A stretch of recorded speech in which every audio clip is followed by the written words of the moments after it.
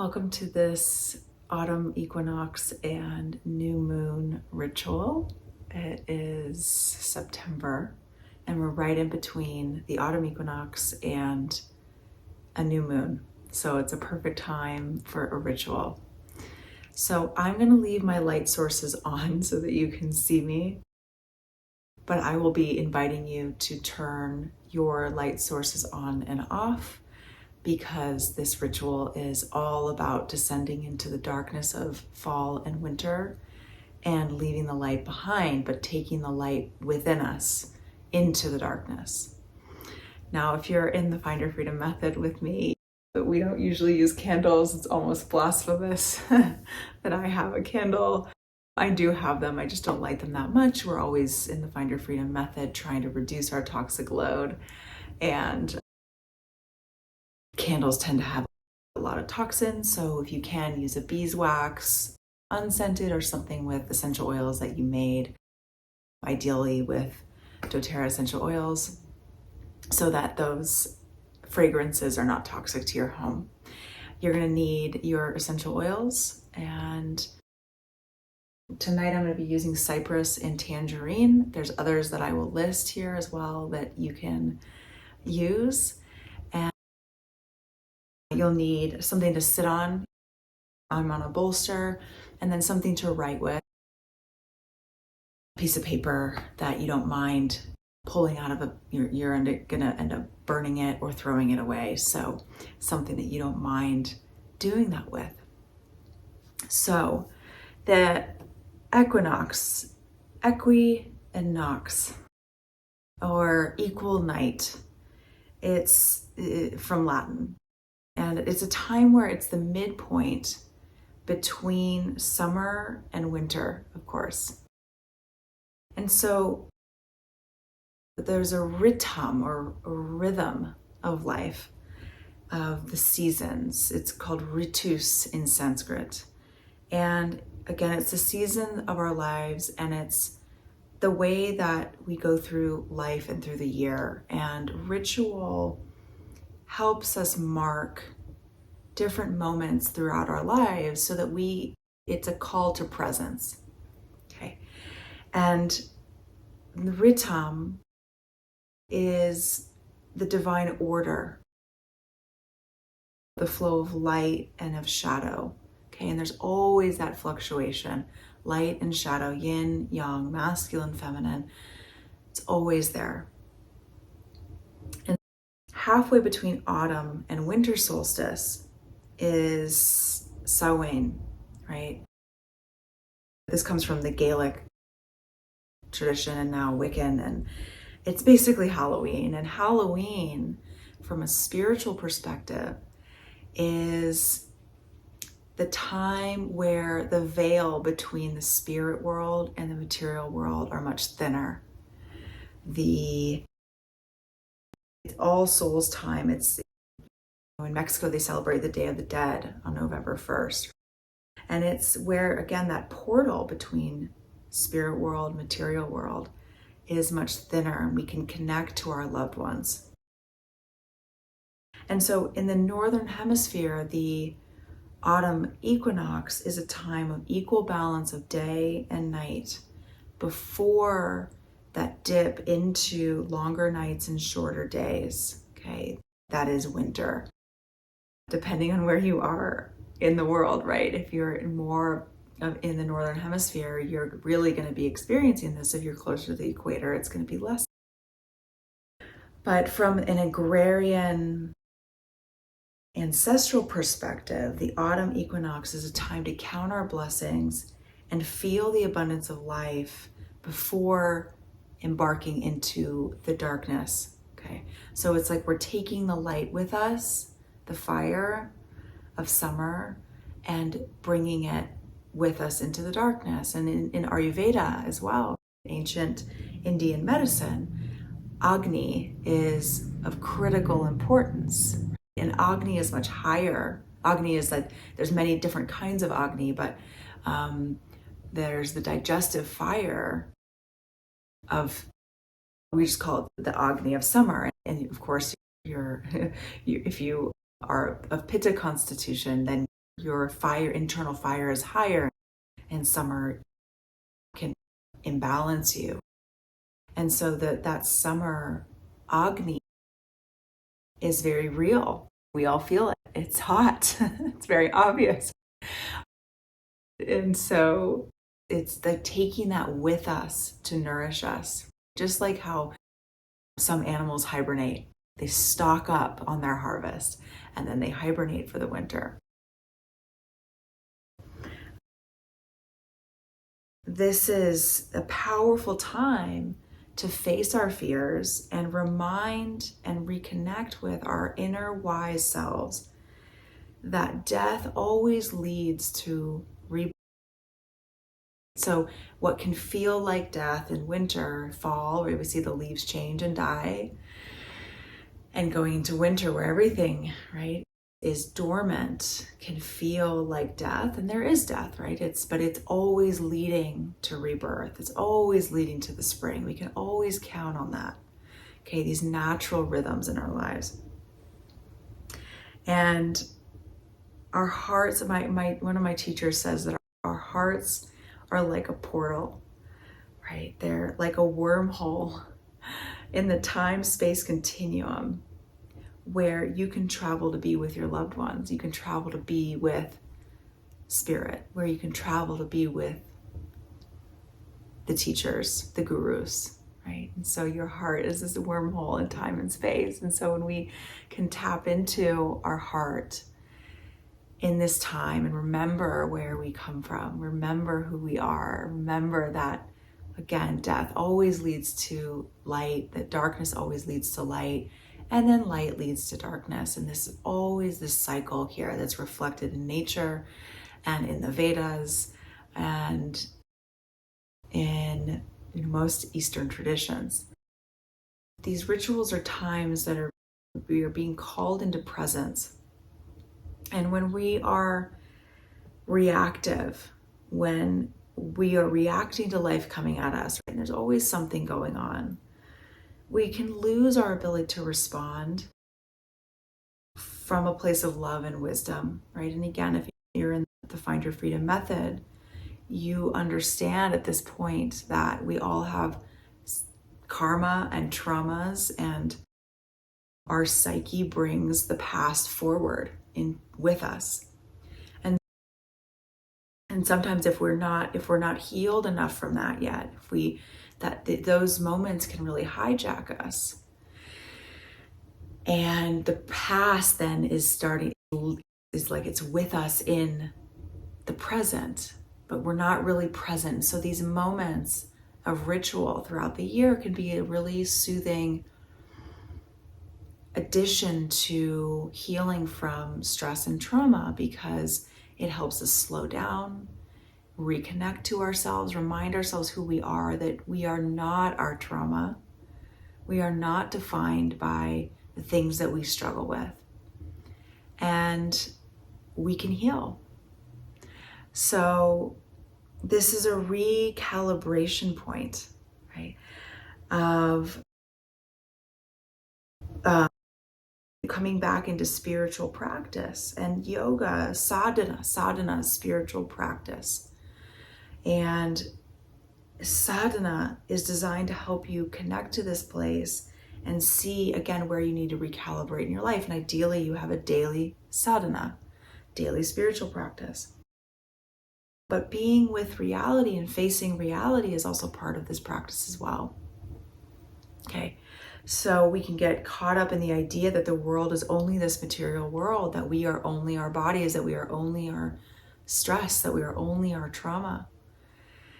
And it's simply not true, right? You are so much bigger and wiser and grander than who you are, what you do, what your wounds are. Those are just part of yes, they're part of your psyche, but they're also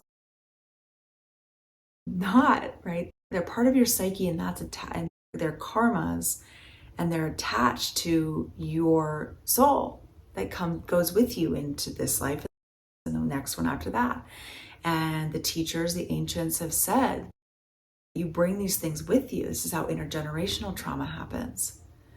And of course, there's epigenetics as well, of how our lifestyle changes the expression of our genes, of course.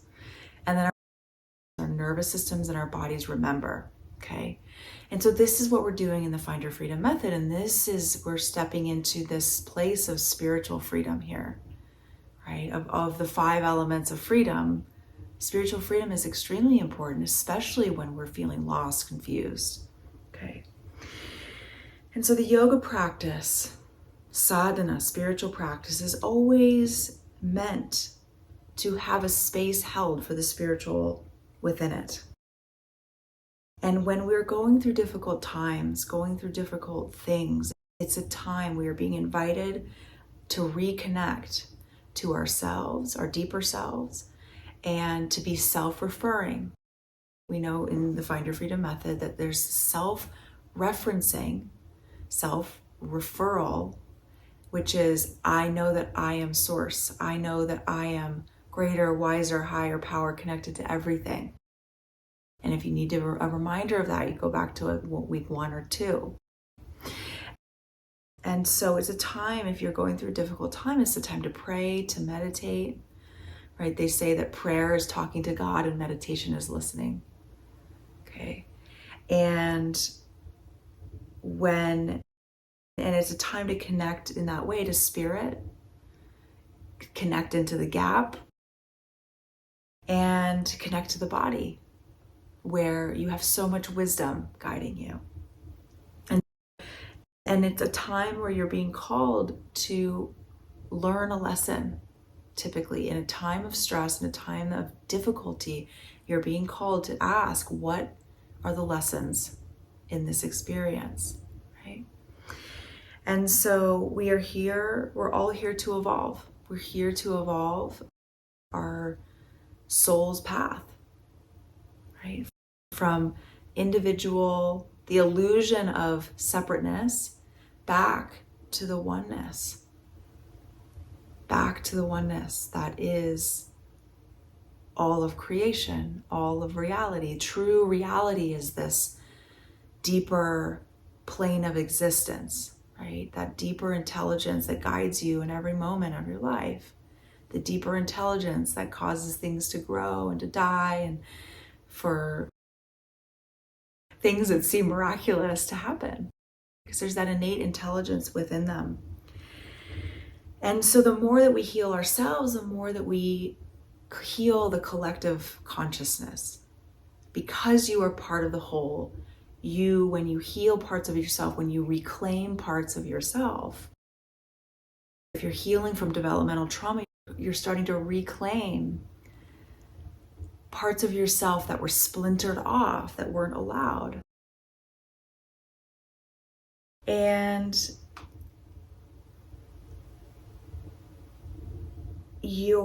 then when you do that, it's blessing the planet as well. So these practices are so critical, right? And this time of the autumn equinox is that time to start to turn within. I love that there's the Danish concept of hygge. They live in such a northern part of the northern hemisphere. It's like they have a lot of darkness in their winter. And so they have to light fires. They have to be warm, right? There's this comfort, this coziness that they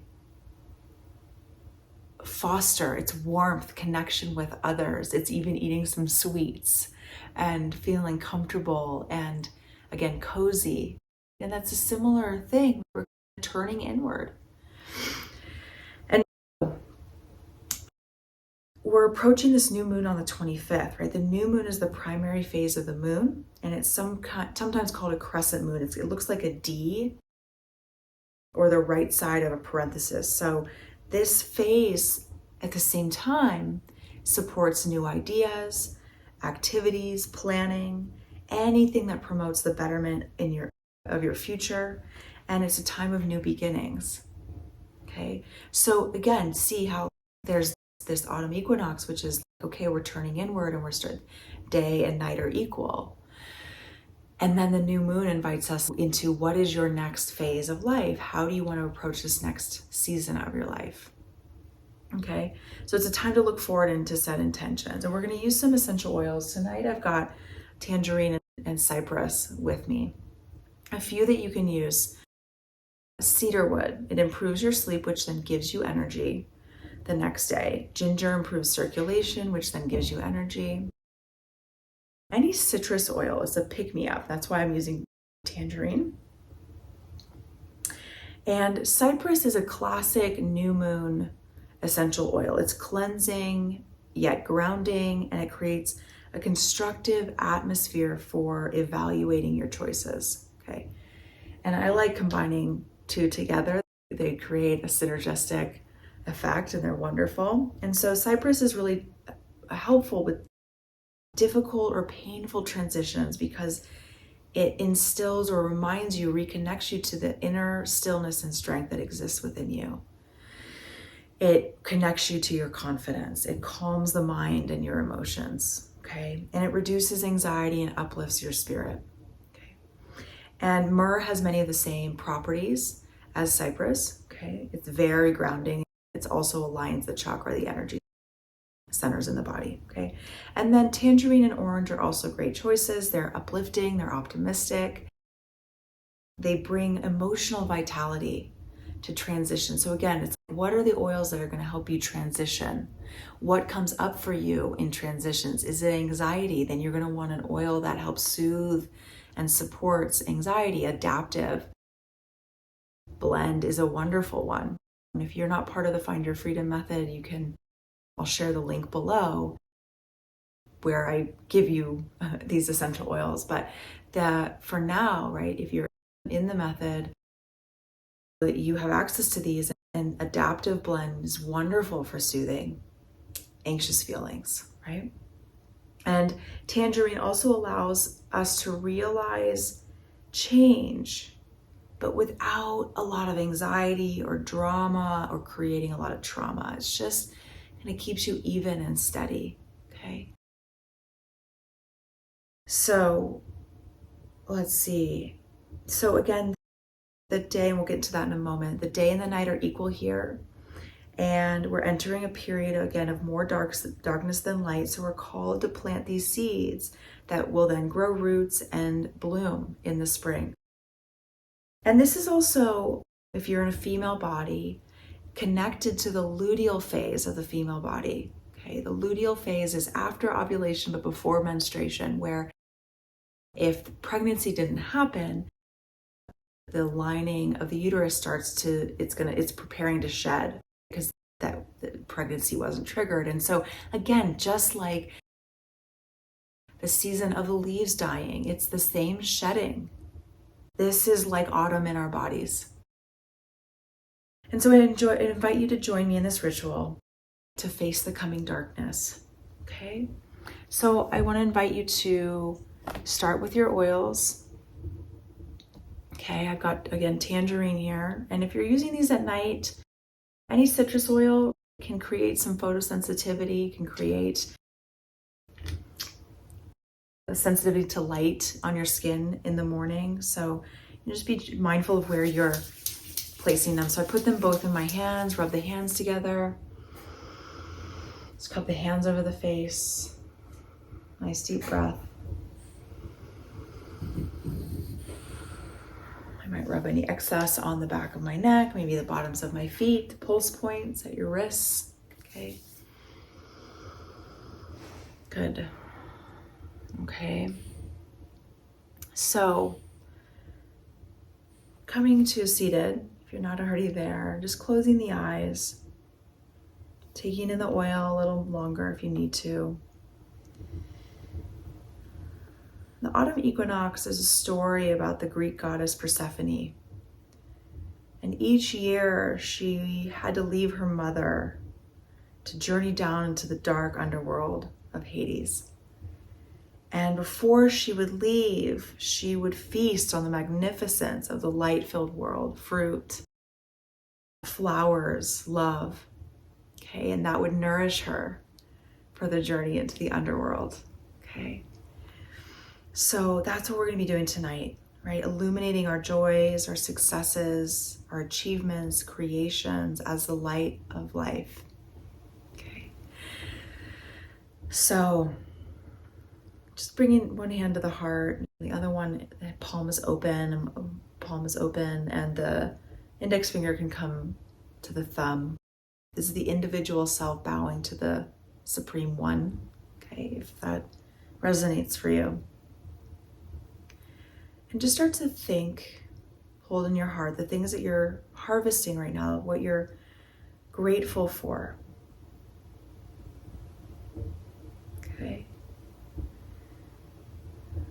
You might write these down once you have them in your heart.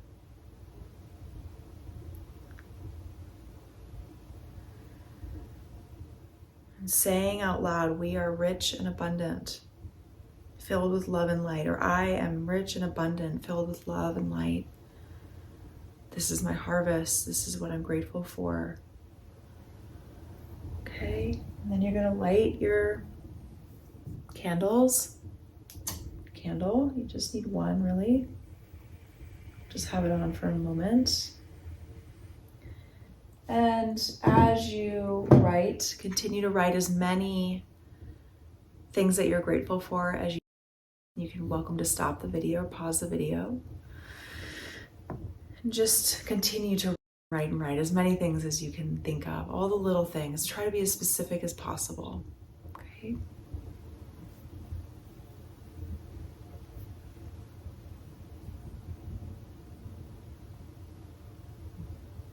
Just take a moment there with that.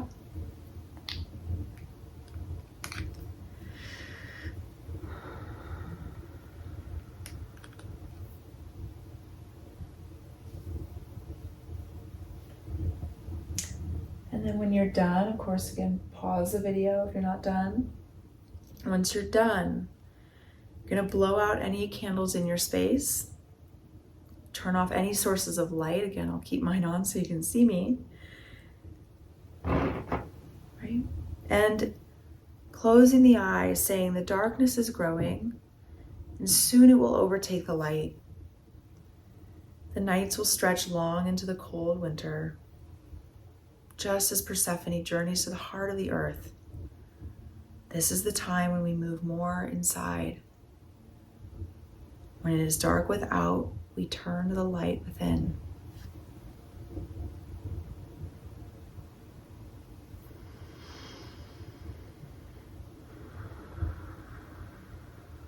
Just noticing, imagining a light at the center of the heart.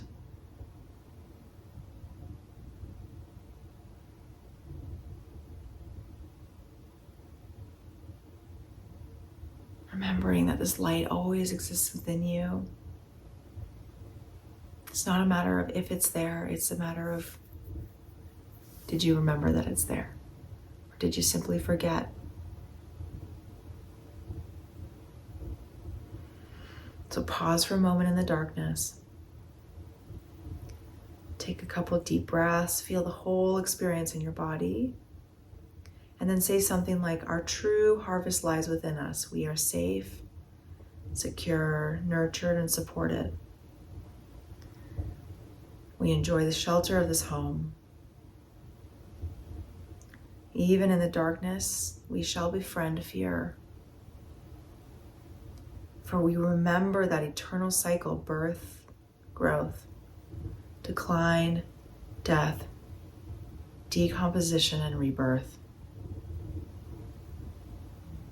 And then writing, what am I letting go of that is not self-referring, that is object-referring? So what am I letting go of that I might have been a little too focused on, that's not actually my true nature?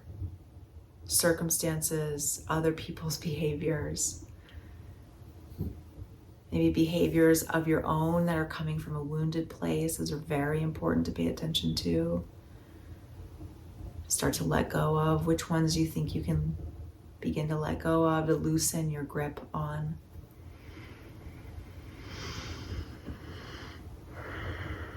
And then what can I let go of here as I enter into this transition.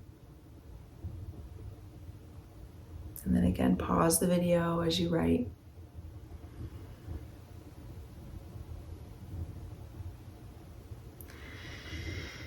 And then when you feel ready, you're gonna light your candle again and place it in front of you.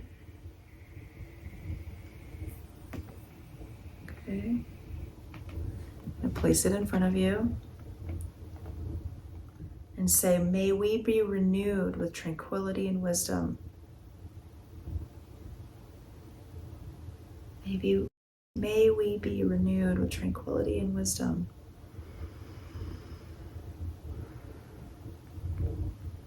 And then writing down, what is my intention going into this autumn and winter period around how I can be more self-referring,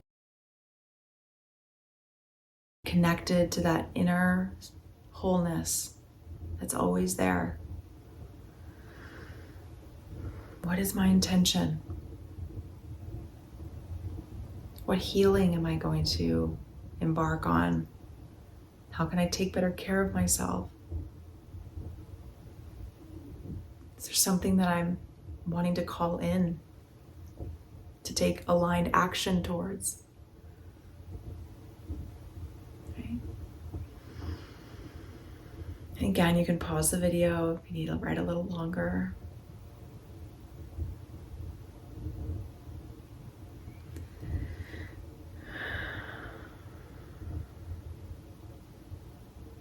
And then when you're ready, you'll take your list and you'll safely burn it in the candle. Letting all of this go. Reflecting on the season ahead. So good to be with you. If you're not part of the Find Your Freedom method, I'll put a link below. You can join the next free webinar where we talk about all the elements of freedom, how to achieve full freedom in every area of your life. So I'll see you there.